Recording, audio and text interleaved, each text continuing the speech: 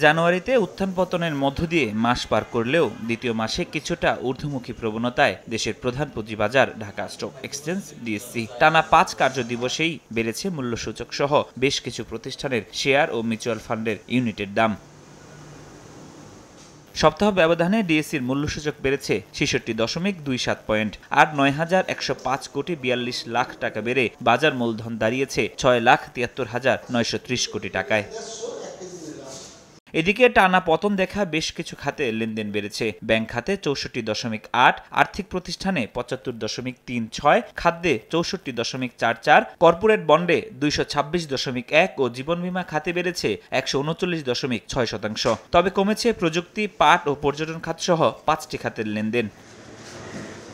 গেল সপ্তাহে দাম বাড়ার তালিকায় শীর্ষ ৫-এ জায়গা পায়নি এই ক্যাটাগরির কোনো প্রতিষ্ঠান। প্রথম অবস্থানে রয়েছে এনার্জি প্যাক। বাকি প্রতিষ্ঠানগুলো হলো premier leasing, Phoenix finance, new line clothing ও আলিফ ম্যানুফ্যাকচারিং। দর কমতির তালিকায় শীর্ষ ৫ প্রতিষ্ঠান হলো রেনুইক যজ্ঞেশ্বর, মার্কেন্টাইল ও express insurance, global heavy chemicals এবং paper processing and packaging limited.